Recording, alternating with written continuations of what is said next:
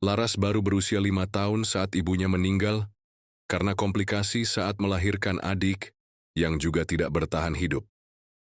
Sejak itu, rumah yang dulu penuh tawa berubah menjadi sunyi.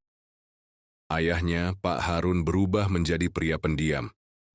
Tak lagi menggendong Laras di pundaknya. Tak lagi mengajaknya menyiram bunga setiap pagi. Suatu hari, ayahnya membawa pulang seorang wanita bernama Rini.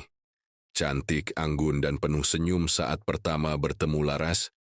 "Ini Tante Rini, Laras. Nanti dia bakal nemenin kita di rumah, ya," ucap ayahnya. Laras hanya mengangguk. Ia rindu pelukan seorang ibu.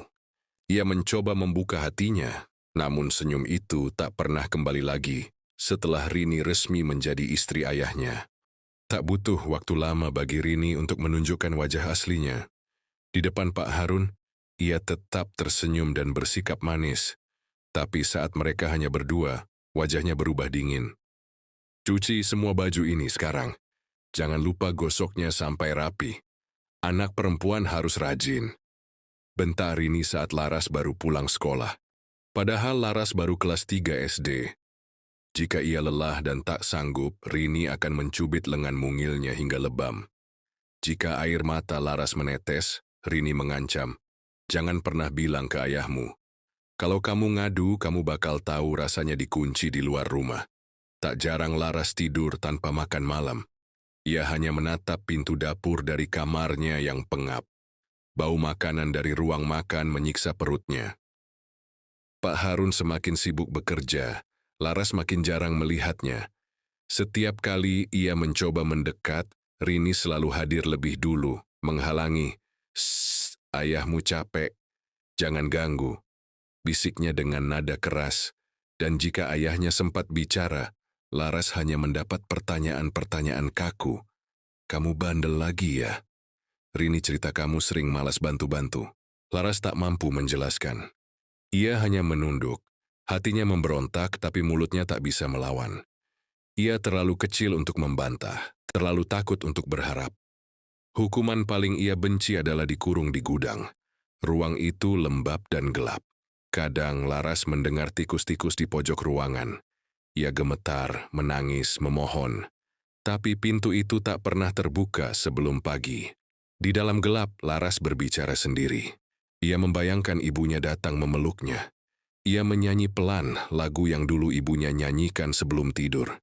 Lagu itu satu-satunya yang bisa menenangkan hatinya yang terluka.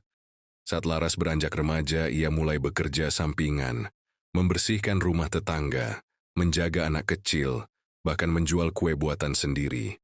Semua itu ia lakukan diam-diam. Rini tak boleh tahu karena setiap uang yang Laras bawa selalu ingin diambil paksa. Namun dari uang sedikit demi sedikit itu, Laras menabung. Ia ingin kabur, ingin bebas, ia ingin sekolah tinggi, jadi guru seperti cita-citanya dulu. Suatu malam setelah dipukul hanya karena memecahkan gelas, Laras menatap langit dari jendela kecil kamarnya. "Aku akan pergi. Aku akan hidup. Aku akan jadi sesuatu," bisiknya. Tius usianya 17 tahun. Laras kabur. Dengan hanya satu tas ransel, ia pergi ke kota kecil. Ia mencari kerja, tidur di tempat penampungan. Tapi ia tidak menyerah. Ia bekerja di warung makan, lalu pindah ke perpustakaan sekolah sebagai penjaga malam. Ia belajar di siang hari, bekerja malamnya. "Kue yang lezat, Bu, silakan dicoba." Laras berseru, berusaha menyembunyikan kelelahannya. Suatu hari sepucuk surat datang dari tetangga lamanya. "Rini sakit sendiri, ayahmu sudah meninggal 2 tahun lalu." Laras pulang.